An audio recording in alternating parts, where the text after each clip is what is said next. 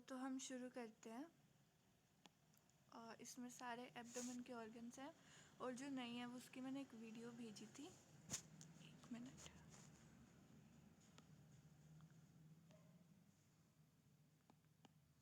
तो सबसे पहले सबसे पहले हम स्टमक करते हैं। स्टमक में सबसे पहले we will see the interior relations. तो जो स्टमक है, स्टमक को हमने 3 पार्ट्स में डिवाइड किया है to study the interior relation. जो फर्स्ट पार्ट है it is covered by liver, जो सेकंड पार्ट है it is covered by the diaphragm and जो थर्ड पार्ट है it is covered by anterior abdominal wall. तो जो हमारा स्पेस होता है between the left costal margin and ये जो हमारा लीवर का बॉर्डर है लंग का lower edge of left lung, उन दोनों के बीच में जो स्पेस होता है उसे हम कहते हैं ट्रोबे स्पेस। एंड यहाँ पे हम ऑस्कल्टेशन करते हैं। उसके बाद हम आते हैं स्टमक बेड पर, जो कि इसका पोस्टीरियर रिलेशन है। सो स्टमक बेड को याद करने के लिए क्या होता है निमोनिक कि doctor S kills patients mercilessly. ठीक है, तो डी से क्या होता है हमारा डिओडेनम। तो डिओडेनम इधर दिखाया नहीं हुआ क्योंकि ये हमारा स्टमक है तो यहाँ पे डिओडेनम होती है। फिर एस से आता है हमारा स्प्लीन। तो ये रहा स्प्लीन है। दूसरा है splenic artery. Then we have kidney के ऊपर सुप्रारीनल ग्लैंड एंड थोड़ी सी राइट साइड में वी हैव पेनक्रियास। उसके बाद क्या है ट्रांसवर्स कोलोन एंड जो ट्रांसवर्स कोलोन के दोनों एंड को ज्वाइन करने वाली उसकी पेरिटोनियम है, दैट इज ट्रांसवर्स मीजोकोलोन। तो ये सारा क्या बनाता है स्टमक बेड।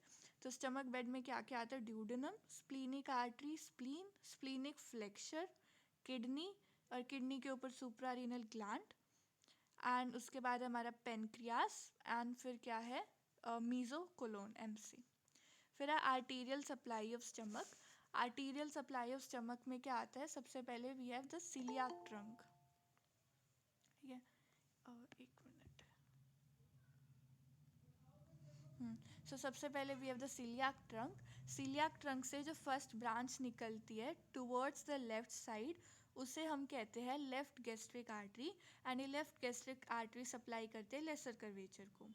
राइट साइड पे निकलती है common hepatic artery and common hepatic artery देती है एक तो प्रॉपर हिपैटिक आर्टरी जो कि लीवर को सप्लाई करेगी। Then we have the right gastric artery जो कि लेफ्ट गैस्ट्रिक के साथ एनास्टोमोसिस करेगी। And then we have the gastroduodenal artery. Gastroduodenal artery gives right gastro epiploic artery जो कि ग्रेटर कर्वेचर को सप्लाई करेगी। एंड सीलियाक ट्रंक की थर्ड ब्रांच थी स्प्लीनिक आर्टरी। स्प्लीनिक आर्टरी, तो स्प्लीनिक आर्टरी की एक ब्रांच क्या होती है शॉर्ट गैस्ट्रिक आर्टरी जो कि ग्रेटर कर्वेचर को सप्लाई करती है and left gastro epiploic artery जो कि राइट गैस्ट्रो एपिप्लोइक आर्टरी के साथ अनास्टोमोस करके उसे सप्लाई करती है। Then we come to lymphatic supply of stomach. तो लिम्फेटिक सप्लाई के लिए हमने स्टमक को 4 क्वाड्रेंट्स में डिवाइड किया है एंड जो इसके लिम्फ नोड्स के नाम हैं वो सेम आर्टीरियल सप्लाई के जैसे हैं। एक मिनट। तो जो हमारा पहला एरिया है हम गैस्ट्रिक जो हमारा ग्रेटर कर्वेचर है वहाँ से शुरू करते हैं। तो एक लाइन हमने मिड लाइन में बनाई एंड जो हॉरिजॉन्टल लाइन है वो हमने पाइलोरस के लेवल पर बनाई एंड जो ग्रेटर कर्वेचर वाला एरिया है उसे हमने 2 में डिवाइड कर दिया। जो अपर पार्ट है वो देगा कौन सा lymph node pancreatico splenic node. उससे नीचे we have the right gastro epiploic node and जो डी पार्ट है वो जाएगा सब पाइलोरिक नोड्स में एंड जो बी पार्ट है वो जाएगा लेफ्ट गैस्ट्रिक नोड में। तो ये सारा आर्टीरियल सप्लाई वाले ही इसके सेम नेम है। ये सारे फाइनली किस में जाते हैं सीलियाक नोड में। तो सीलियाक नोड के इनका जो मेन पॉइंट है जहाँ पे सारे लिम्फ नोड आके ड्रेन करेंगे। उसके बाद नर्व सप्लाई। तो नर्व सप्लाई में 2 नर्व्स होती है। पहली है हमारी एंटीरियर गैस्ट्रिक नर्व एंड दूसरी है हमारी पोस्टीरियर गैस्ट्रिक नर्व। तो जो एंटीरियर गैस्ट्रिक नर्व है और उसकी जो नर्व सप्लाई करते हैं स्टमक को they are known as anterior nerve of Latarjet and जो पोस्टीरियर गैस्ट्रिक नर्व है और वो क्या सप्लाई उसकी कौन सी ब्रांच होती है posterior nerve of Latarjet. And उसके बाद आता है हमारा गैस्ट्रिक पेन। तो जो गैस्ट्रिक पेन है वो रेफर्ड होता है एपिगैस्ट्रियम में। क्योंकि इसका वो डर्माटोम्स क्या होते हैं T6 to T9। उसके बाद हम आते हैं इसके क्लिनिकल पे। तो क्लिनिकल में क्या है, सबसे पहले आता है पेप्टिक अल्सर। तो पेप्टिक अल्सर नाम से पता चलता है ये होता है पेप्सिन की वजह से, जहाँ पे पेप्सिन इंक्रीज हो। तो पेप्सिन बनते किधर है स्टमक में, तो एक तो स्टमक में हो सकता है, फिर स्टमक से डायरेक्ट कांटेक्ट में कौन से पार्ट होते हैं, फर्स्ट पार्ट ऑफ ड्यूडेनम और लोअर एंड ऑफ ईसोफेगस। तो पेप्टिक अल्सर उधर भी हो सकता है। एंड जो दूसरा पार्ट है वो क्या है, मैकल्स डाइवर्टिकुलम। ये कौन से ब्लड ग्रुप में कॉमन होता है, ओ ब्लड ग्रुप में। फिर आता है गैस्ट्रिक अल्सर। गैस्ट्रिक अल्सर किधर होगा, स्टमक में होगा, लेकिन स्टमक के कौन से पार्ट में, लेसर कर्वेचर में। तो लेसर कर्वेचर में क्या होता है, सबसे पहला तो जो हमारा लेसर कर्वेचर है वो होमोलोगस होता है रूमिनेंट्स के गैस्ट्रिक ट्रफ से। एंड दूसरा जो हमारा लेसर कर्वेचर है, वहाँ की जो म्यूकोसा होती है it is not freely movable. तो ये एक बहुत ही स्मूथ सा वो बनाते हैं पैसेज की, यहाँ से मतलब जो लिक्विड है वो आराम से जा सके। Epithelium is thin. तो इसमें blood supply is very less abundant, लेकिन नर्व सप्लाई बहुत ज़्यादा अबंडेंट होती है, जिसकी वजह से पेन सेंसेशन आती है। एंड क्योंकि ये गैस्ट्रिक कैनाल बनाता है, गैस्ट्रिक कैनाल क्यों बनाता है, क्योंकि ये बहुत स्मूथ सरफेस होता है, इसीलिए जो हमारी ड्रिंक्स होती है वो पूरे स्टमक में नहीं जाती, वो गैस्ट्रिक कैनाल के थ्रू ही ड्यूडेनम में चली जाती है। एंड इसकी जो लेंथ है ये बहुत ही शॉर्ट होती है, इसीलिए जो वेव ऑफ कॉन्ट्रैक्शन है वो एक पर्टिकुलर पॉइंट पे बहुत लंबे समय तक रहती है। दूसरा जो हेलिकोबैक्टर पाइलोरी इन्फेक्शन है that are also common in lesser curvature, इसीलिए वो गैस्ट्रिक अल्सर भी कोज करते हैं। उसके बाद गैस्ट्रिक अल्सर की ट्रीटमेंट क्या आती है, एंटासिड देना या फिर पार्शियल गैस्ट्रेक्टमी या पार्शियल वेगोटोमी। उसके बाद हम आते हैं गैस्ट्रिक कार्सिनोमा में। गैस्ट्रिक कार्सिनोमा कॉमन होता है ग्रेटर कर्वेचर के अलोंग। क्यों, क्योंकि जो ग्रेटर कर्वेचर के अलोंग का जो लिम्फेटिक ड्रेनेज होता है वो डायरेक्टली किधर जाता है, लेफ्ट सुप्रा क्लेविकुलर लिम्फ नोड पे। तो वो मेटास्टेसिस हो जाती है उस कैंसर की आराम से। एंड जो ये लेफ्ट सुप्रा क्लेविकुलर लिम्फ नोड है इन्हें हम क्या कहते हैं, ट्रोजर्स लिम्फ नोड। एंड क्योंकि ये मेटास्टेसिस करवाते हैं तो इसीलिए इसे हम क्या कहते हैं, सिग्नल नोड्स। एंड जो गैस्ट्रिक कार्सिनोमा है ये कॉमन होता है इन ब्लड ग्रुप ए। फिर आते हैं हम पाइलोरिक ऑब्स्ट्रक्शन में, विच कैन बी इधर कॉन्जेनिटल और एक्वायर्ड। अगर पाइलोरिक ऑब्स्ट्रक्शन है, मतलब जब पाइलोरिक स्फिंक्चर है वो काम नहीं कर रहा, तो क्या होगा, जब भी हम कुछ खाना खाएंगे तो एपिगैस्ट्रियम में विजिबल पेरिस्टालसिस होगी एंड वोमिटिंग होगी। दूसरा है जो हाइपोस्थेनिक स्टमक होता है that is more prone for gastric ulcer, and जो हाइपरस्थेनिक स्टमक होता है that is more prone for duodenal ulcer. तो इसका कोई रीज़न नहीं था, ये बस ऐसे ही था। फिर जो स्टमक की हिस्टोलॉजी होती है उसमें सबसे पहले जो लाइनिंग एपिथेलियम होता है that is simple columnar epithelium, जो कि डक्ट बनाएगा। एंड इस डक्ट के नीचे there is secretory portion. Secretory portion कौन बनाते हैं, ग्लैंड्स। एंड जो ये है हमारा बॉडी या फंडस ऑफ स्टमक। तो बॉडी या फंडस में क्या होता है कि जो डक्ट है, डक्ट इज शॉर्ट लेकिन सिक्रीटरी पोर्शन इज लॉन्ग। तो इससे हम पता कर सकते हैं, मतलब ये एक डिफरेंस होता है बॉडी में और पाइलोरस ऑफ स्टमक में। जो हमारा सिक्रीटरी पोर्शन है उसमें क्या दिखता है, ब्लू कलर के oxyntic cells and pink colour के पैराइटल सेल्स, ओ सॉरी उल्टा, पिंक कलर के पैराइटल सेल्स, हाँ, और ब्लू कलर के चीफ सेल्स। उसके बाद हम आएंगे लेमिना प्रोप्रिया में। लेमिना प्रोप्रिया में क्या होते हैं, ग्लैंड्स होते हैं।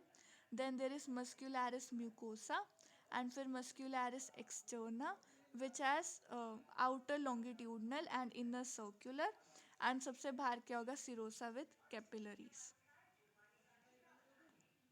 उसके बाद हम आते हैं ड्यूडेनम पे। तो जो ड्यूडेनम है, ड्यूडेनम में उसके सारे कितने पार्ट्स होते हैं, 4 पार्ट्स होते हैं। तो सबके रिलेशंस देखने हैं। जो हमारा फर्स्ट पार्ट ऑफ ड्यूडेनम है ये हम सजाइटल सेक्शन में देख रहे हैं, मतलब कि राइट साइड से देख रहे हैं। तो इसमें क्या होता है, सबसे पहले वी कैन सी जो हमारा लीवर है, लीवर की लोब देख सकते हैं। एंड लीवर से पोर्टा हिपैटिस के थ्रू क्या क्या निकलता है? सबसे पहले यहाँ से क्या है, बाइल डक्ट है। Then we have the proper hepatic artery, and जो हमने अभी सीलियाक ट्रंक की ब्रांचेस में देखा था, प्रॉपर हिपैटिक आर्टरी किसकी ब्रांच है? कॉमन हिपैटिक की, एंड उसकी दूसरी ब्रांच क्या है? गैस्ट्रोड्यूडेनल आर्टरी। एंड उसके पीछे क्या होगा? Portal vein. एंड उसके पीछे then we have the epiploic foramen, and फिर है इंफीरियर वीना कावा। एंड जो फर्स्ट पार्ट ऑफ ड्यूडेनम है वो इस बाइल डक्ट के आगे होता है। तो ये इससे हमें duode first part of duodenum के एंटीरियर रिलेशन क्या है? क्वाड्रेट लोब ऑफ लीवर और पेरिटोनियम। पोस्टीरियर रिलेशन क्या है? Bile duct, gastroduodenal artery, portal vein और इंफीरियर वेना कावा। एंड इसी लेवल पर there is neck of pancreas. And ये तो नहीं करना, यही फर्स्ट पार्ट ऑफ ड्यूडेनम के लिए सिर्फ ये पहले वाला है। उसके बाद आता है सेकंड पार्ट ऑफ ड्यूडेनम। तो ये हम कहाँ से देख रहे हैं? एंटीरियरली देख रहे हैं। तो एंटीरियरली पहले क्या दिख रहा है? लिवर दिख रहा है। एंड लिवर में इधर कहीं स्टमक होगा, जब जैसे हमने स्टमक का देखा था रिलेशन। तो स्टमक से क्या निकल रही है? ड्यूडेनम। तो this was the first part of duodenum, and ये क्या अब हमारा सेकंड पार्ट ऑफ ड्यूडेनम। फिर ये third part of duodenum, and ये ऊपर जाके फोर्थ पार्ट ऑफ ड्यूडेनम बनाएगा। तो इसके रिलेशन क्या है? सबसे पहले तो गोल ब्लैडर दिखेगा। देन इस लेवल पर क्या है? असेंडिंग कोलोन का हिपैटिक फ्लेक्सर, जिससे कि वो बन जाते हैं ट्रांसवर्स कोलोन। एक मिनट रुको, पीछे से आवाज़ आ रही है, एक मिनट।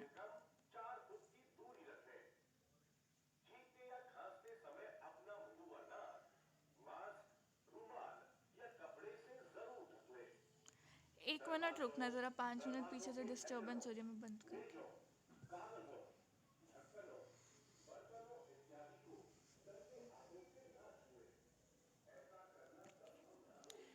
ठीक है, तो अभी हम यहाँ से शुरू करते हैं कि क्या होगा। हमारी जो असेंडिंग कोलोन थी वो ट्रांसवर्स कोलोन बन रही है, तो हिपैटिक फ्लेक्सर होगा।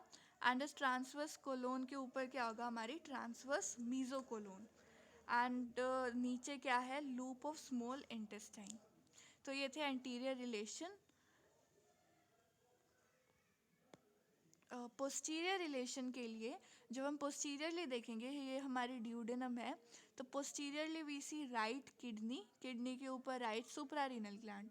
एंड उसमें क्या क्या हो एंटर होगा? उसकी right renal vein. Right renal vein किसकी ट्रिब्यूटरी है? इंफीरियर वीना कावा की। एंड फिर आउल्टा इसके लेवल पर नहीं दिखेगी क्योंकि इसके रिलेशन में नहीं है। एंड फिर इसका पोस्टीरियर रिलेशन और क्या बनाता है? Right psoas major. तो पोस्टीरियर रिलेशन में क्या आएगा? Right kidney, right suprarenal gland, inferior vena cava और राइट सोआस मेजर। फिर हम आते हैं हमारे थर्ड पार्ट में। तो third part of duodenum is this, जो कि हम इधर ही होगा ड्यूडेनम का थर्ड पार्ट, जो पहले डायग्राम में ये था। तो थर्ड पार्ट ऑफ ड्यूडेनम में हमें क्या दिख रहा है कि जो हमारी पोर्टल वेन थी, पोर्टल वेन किसके कॉम्बिनेशन से बनती है? स्प्लीनिक वेन और सुपीरियर मेजेंट्रिक वेन। तो ये हमें सुपीरियर मेजेंट्रिक वेन दिखेगी। सुपीरियर मेजेंट्रिक वेन के साथ क्या दिखेगी? Superior mesenteric artery enclosed in root of मेजेंटरी।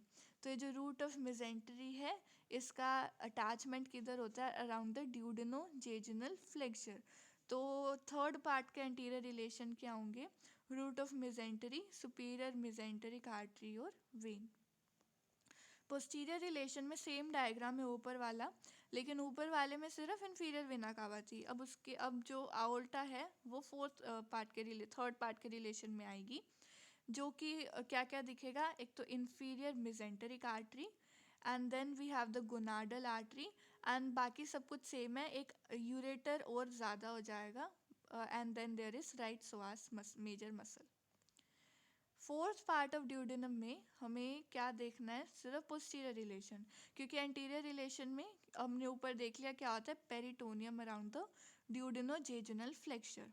Posterior relation में क्या आता है कि जो इसमें भी क्या हो रहा है कि जो हमारी स्प्लीनिक वेन थी वो इंफीरियर मेजेंट्रिक वेन से मिलकर क्या बनाते हैं? Portal vein. तो इसमें हमें पोस्टीरियर रिलेशन में भी यही सब कुछ दिखेगा। एडिशनली क्या दिख रहा है? Left sympathetic trunk, and then we have the left renal vein, and inferior mesenteric vein हो गया, and left gonadal vein, and बस यही सब कुछ।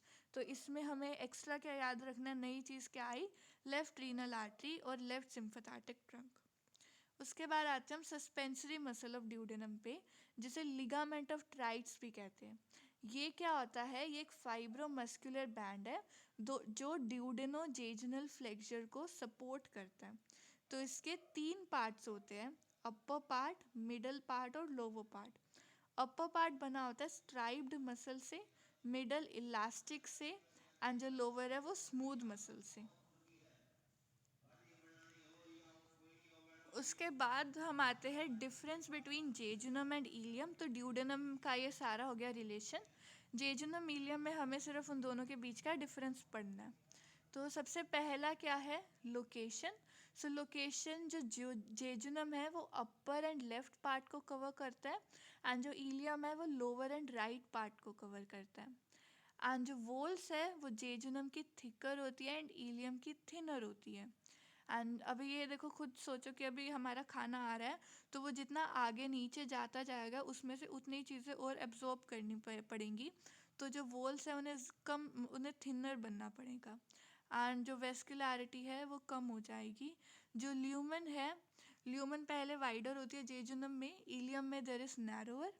एंड जो मिजेंटरी होती है जेजुनम और इलियम की, जेजुनम में there are windows present and ileum में विंडोज नहीं होती। जेजुनम में fat is less abundant, ileum में फैट ज़्यादा होता है। एंड जेजुनम में सिर्फ 1 या 2 आर्टीरियल आर्केड्स देखने को मिलती है, इलियम में 3 या 6 देखने को मिलती है। जेजुनम में vasa recta is longer and ileum में vasa recta is shorter and more numerous. And जो म्यूकोजल फोल्ड्स होते हैं इंटेस्टाइन में, वो जेजुनम में लार्जर होते हैं एंड इलियम में स्मॉलर होते हैं।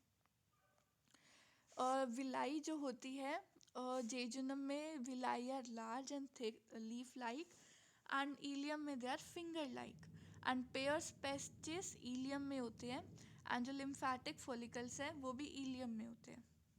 उसके बाद हम आते हैं मैकल्स डाइवर्टिकुलम पे।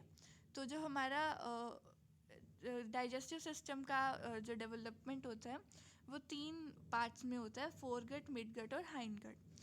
तो जो मिडगट है, मिडगट एक डाइवर्टिकुलम भेजता है टुवर्ड्स द अम्बिलिकस, एंड उसको हम क्या कहते हैं, विटेलो इंटेस्टाइन डक्ट। एंड जो हाइंडगट है, वो जो डाइवर्टिकुलम भेजता है अम्बिलिकस को, उसे क्या कहते हैं, एलेंटोइस। अभी हम किसकी बात कर रहे हैं, विटेलो इंटेस्टाइनल डक्ट की। तो ये जो विटेलो इंटेस्टाइनल डक्ट है इसे क्या हो जाना चाहिए, डीजनरेट। लेकिन अगर इसका ये प्रोक्सिमल पार्ट डीजनरेट नहीं होता तो उसको हम कहते हैं मैकल्स डाइवर्टिकुलम। ये मैकल्स डाइवर्टिकुलम अम्बिलिकस से अटैच्ड भी रह सकता है और वो फ्री भी हो सकता है। अब जो मैकल्स डाइवर्टिकुलम है ये नॉर्मली डिसअपियर कब होता है, 6th week of intra uterine life में। ये सिर्फ 2% सब्जेक्ट्स में होता है, 5 सेंटीमीटर लॉन्ग होता है। एंड इसकी जो एपेक्स है इट मे बी फ्री या अटैच टू द अम्बिलिकस, या किसी भी स्ट्रक्चर से ये अटैच्ड हो सकती है बाय एनी फाइब्रस बैंड। उसके बाद लार्ज इंटेस्टाइन में भी हमें उसका कुछ नहीं पढ़ना, सिर्फ स्मॉल और लार्ज इंटेस्टाइन में डिफरेंस पढ़ना है। तो जो हम देख सकते हैं उसमें क्या है कि लार्ज इंटेस्टाइन में क्या क्या होता है जो स्मॉल इंटेस्टाइन में नहीं होता। पहला तो देयर आर अपेंडिसेस एपिप्लोई के, जो कि हमें दिखते हैं फैट के सारे structures. Then there are taenia coli and circulations. तो इन सब की वजह से जो लार्ज इंटेस्टाइन है it is more distensible, and इसे लार्ज क्यों कहते हैं, क्योंकि इसका डायमीटर ज़्यादा होता है स्मॉल इंटेस्टाइन में। एंड जो हमारी स्मॉल इंटेस्टाइन है, ग्रेटर पार्ट फ्रीली मोबाइल होता है, लेकिन लार्ज इंटेस्टाइन का जो ग्रेटर पार्ट है वो फिक्स्ड होता है। एंड जो विलाई है वो लार्ज इंटेस्टाइन में नहीं होती। एंड जो ट्रांसवर्स म्यूकोजल फोल्ड है वो स्मॉल इंटेस्टाइन में परमानेंट होते हैं, लेकिन लार्ज इंटेस्टाइन में जब रिलैक्सेशन होती है तो वो फोल्ड्स हमें देखने को नहीं मिलते। पेयर्स पैचेस लार्ज इंटेस्टाइन में नहीं होते, लेकिन स्मॉल इंटेस्टाइन में इलियम में होते हैं। तो जो क्लिनिकल है, स्मॉल इंटेस्टाइन किसकी कॉमन साइट है, इंटेस्टिनल वर्म्स, टाइफॉइड और ट्यूबरक्यूलोसिस की। एंड जो लार्ज इंटेस्टाइन है वो है एंटमीबा हिस्टोलिटिका, डिसेंट्री और कार्सिनोमा की। अगर इन्फेक्शन होता है स्मॉल इंटेस्टाइन में तो देर इज़ डायरिया, क्योंकि जो इंटेस्टाइन का मोस्टली काम क्या होता है, वाटर की रीएब्जॉर्प्शन, तो डायरिया हो जाएगा। लेकिन अगर लार्ज इंटेस्टाइन में इन्फेक्शन होता है तो डिसेंट्री हो जाएगी। फिर हमें ये डायग्राम करना है सीकम में। सीकम में क्या है कि डेवलपमेंट ऑफ सीकम, 3 स्टेज होते हैं डेवलपमेंट के। पहला स्टेज क्या है कि ये है हमारी इलियम एंड ये हमारा अपेंडिक्स। तो पहला स्टेज है कोनिकल, जिसमें अपेंडिक्स बिल्कुल नीचे होती है एंड जो हमारी सीकम है ये कोन लाइक होती है। दूसरा स्टेज क्या होता है, इंटरमीडिएट। इंटरमीडिएट में सेक्युलेशंस आ जाती है लेकिन अपेंडिक्स अभी भी मीडियन प्लेन में होती है। एंड तीसरा स्टेज है एम्प्यूलरी। एम्प्यूलरी में क्या होता है, अपेंडिक्स की पोजीशन चेंज हो जाती है। उसके बाद है ये बाद में, पहले अपेंडिक्स। तो जो वर्मीफॉर्म अपेंडिक्स है ये किधर होता है, हम सीकम के साथ होता है। तो इसकी पोजीशंस के डायग्राम क्या है, सबसे पहले तो हम 12 ओ क्लॉक पोजीशन से शुरू करें तो 12 o'clock position is retrocolic. Then we come to 3 o'clock position. So depending on कि वो इलियम के आगे है या पीछे है, वो होगी प्री इलियल या पोस्ट इलियल। एंड जो 3 ओ क्लॉक पोजीशन दूसरी है, ये 2 ओ क्लॉक पोजीशन है, pre ileal and post ileal. 3 o'clock position क्या होती है, promontoric. 4 o'clock is pelvis. 6 o'clock is mid inguinal and जो 11 ओ क्लॉक है दैट इज पैराकोलिक। तो अगर हम 12 से मतलब ऊपर से नीचे जाए तो रेट्रोकोलिक, प्री इलियल और पोस्ट इलियल इलियल को मतलब कंबाइन करके क्या कहते हैं, स्प्लीनिक। सो रेट्रोकोलिक, स्प्लीनिक, प्रोमोन्टरिक, पेल्विक, मिड इंग्वाइनल और पैराकोलिक। फिर जो हमारा अपेंडिक्स है, अपेंडिक्स के मिजेंट्री को हम क्या कहते हैं, मीजो अपेंडिक्स। तो जो मीजो अपेंडिक्स है ये ट्रायंगुलर होता है। इसकी एक अटैचमेंट होती है एट इलियम एंड दूसरी अटैचमेंट होती है वर्मीफॉर्म अपेंडिक्स की एपिक्स पे। तो ये क्या, ट्रायंगुलर मीजो अपेंडिक्स। फिर है अपेंडिक्स की ब्लड सप्लाई। तो सबसे पहले जो वेसल है main, that is ileocolic vessel. Ileocolic vessel पहली ब्रांच देता है एंटीरियर सीकल आर्टरी, जो कि सीकम को सप्लाई करती है। एंड जो पोस्टीरियर सीकल आर्टरी है इसकी ब्रांचेस होती है mesoappendix and appendicular vessel, जो कि अपेंडिक्स और मीजो अपेंडिक्स को सप्लाई करता है। फिर अपेंडिक्स के क्लिनिकल, तो सबसे पहले है मैकबर्नीस पॉइंट। मैकबर्नीस पॉइंट क्या होता है कि जब भी अपेंडिसाइटिस होती है, स्वेलिंग ऑफ अपेंडिक्स, तो जो मैक्सिमम टेंडरनेस की साइट होती है उसे कहते हैं मैकबर्नीस पॉइंट। एंड ये जो पॉइंट है इसकी हम वो सरफेस मार्किंग कैसे करते हैं, एक लाइन बनाते हैं from anterior superior iliac spine and umbilicus. तो इस लाइन का जो पॉइंट होता है वो हम ज्वाइन करते हैं पहला मीडियल 2/3 एंड लेटरल 1/3 को। एंड उस पॉइंट को क्या कहते हैं, मैकबर्नीस पॉइंट। एंड उसके बाद है कि अपेंडिक्स के रिमूवल को हम कहते हैं अपेंडिसेक्टमी। एंड अपेंडिसाइटिस का कुछ जो पॉइंट्स हैं वो क्या होता है, सबसे पहले जो अपेंडिसाइटिस का पेन है वो रेफर्ड होता है रीजन ऑफ अम्बिलिकस में। एंड ये क्यों होता है, क्योंकि ये दोनों का जो डर्माटोम है वो सेम है, विच इज़ T10। एंड जो T10 अपेंडिक्स को सिम्फेथेटिक फाइबर सप्लाई करते हैं एंड अम्बिलिकस को T10 के सोमैटिक फाइबर सप्लाई करते हैं। एंड अगर ये इन्फ्लेमेशन इंक्रीज हो जाती है तो पेन हमें राइट इलियाक फोसा में भी फील होता है। एंड ये क्यों फील होता है, क्योंकि जो पेराइटल पेरिटोनियम है उस रीजन की वो भी इन्वॉल्व हो जाती है इस पेन में क्योंकि इन्फ्लेमेशन ज़्यादा हो जाता है। अपेंडिसाइटिस कॉमन क्यों होता है, क्योंकि इसके सब म्यूकोसा में लिम्फेटिक फॉलिकल्स प्रेजेंट होते हैं। एंड इसकी जो अपेंडिकुलर आर्टरी है वो एंड आर्टरी है। तो अगर मतलब इस ये अगर सप्लाई नहीं कर पा रही तो कोई अनास्टोमोसिस भी नहीं हो सकती। एंड क्योंकि इसकी ल्यूमन स्मॉल है तो ये आराम से ऑब्स्ट्रक्ट हो सकता है फीकल मैटर से। एंड जो क्योंकि इसके मस्कुलरिस एक्सटर्ना में गैप्स होते हैं इसकी वजह से ये पूरे अपेंडिक्स में इन्फेक्शन फास्टली स्प्रेड कर सकता है। फिर हमने मैकबर्नीस पॉइंट पढ़ लिया which is site of maximum tenderness. And हाँ, ये किसको कॉरस्पॉन्ड करता है, रफली to the base of appendix. And उसके बाद है कि अपेंडिसाइटिस में कौन से फिजिकल साइंस देखने को मिलते हैं। पहला, राइट इलियाक फोसा में hyperaesthesia, tenderness at McBurney's point and muscle guard and rebound tenderness over the appendix. उसके बाद है कि जब भी अपेंडिक्स रेट्रोसीकल होती है, मतलब 12 ओ क्लॉक पोजीशन होती है, तो अगर हम हिप जॉइंट की एक्सटेंशन करेंगे तो हमें अपेंडिक्स वाली जगह पर पेन की फीलिंग आएगी। क्यों? क्योंकि सोआस मेजर मसल के स्ट्रेचिंग से अपेंडिक्स इज डिस्टर्ब्ड। उसके बाद हम आते हैं एक्स्ट्रा हिपैटिक बिलियरी अपैरेटस पे। तो एक्स्ट्रा हिपैटिक बिलियरी अपैरेटस में हम शुरू करते हैं गोल ब्लैडर से।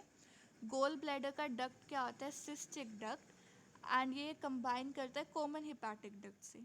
कॉमन हिपैटिक डक्ट किससे बनता है? Right and left hepatic duct से।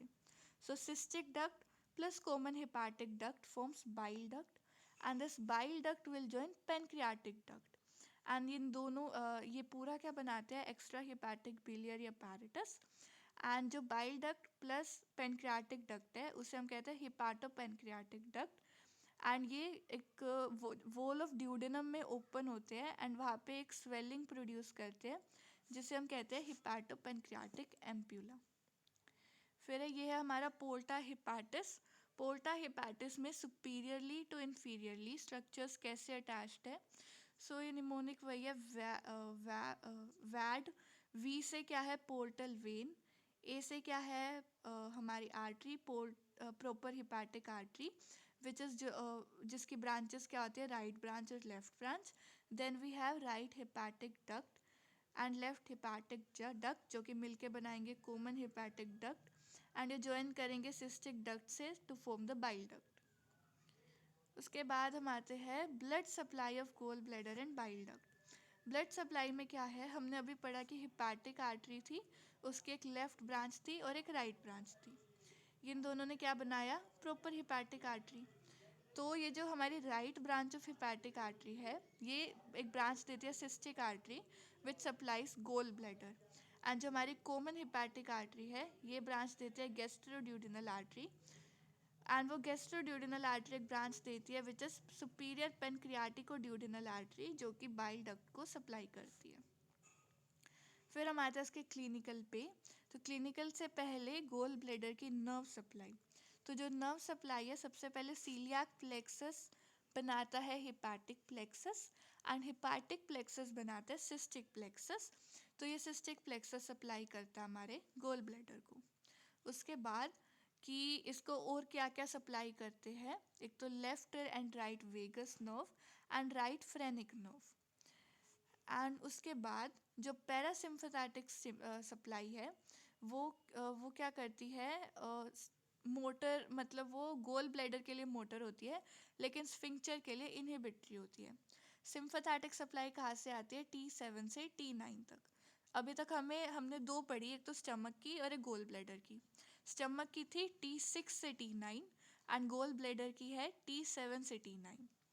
तो अभी रेफर्ड पेन जो कि आता है बहुत कॉमनली, गोल ब्लैडर का रेफर्ड पेन किधर जाता है? वेगस के थ्रू स्टमक में, तो एपिगैस्ट्रियम में मिलेगा।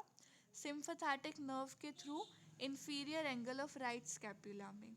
क्यों? क्योंकि इनकी जो वो है क्या कहते हैं, डर्माटोम सेम है, एंड कौन सा डर्माटोम आता है? T7। एंड फ्रेनिक नर्व के थ्रू राइट शोल्डर में मिलेगा क्योंकि उसकी भी डर्माटोम क्या है? C4 फ्रेनिक नर्व की, एंड वही डर्माटोम किसकी है? राइट शोल्डर की। तो ये तीन है रेफर्ड पेन के। उसके बाद हम आते हैं बिलियरी ऑब्स्ट्रक्शन पे। बिलियरी ऑब्स्ट्रक्शन में क्या होता है कि जो बाइल है वो ड्यूडेनम में ना जा सके, एंड ये ऑब्स्ट्रक्शन से क्या होगा? ऑब्स्ट्रक्टिव जॉन्डिस हो जाएगा, एंड ये obstruction can be intra hepatic या एक्स्ट्रा हिपैटिक। इंट्रा हिपैटिक क्या होता है कि अगर गोल स्टोन्स बन जाए तो वो अंदर से ऑब्स्ट्रक्ट कर रहे हैं। एक्स्ट्रा हिपैटिक क्या होता है? Cancer of head of pancreas, जो कि इस बाइल डक्ट को बाहर से कंप्रेस कर देगा, एंड क्योंकि बाइल पिगमेंट्स ड्यूडेनम में नहीं जा रहे तो faeces will be light colour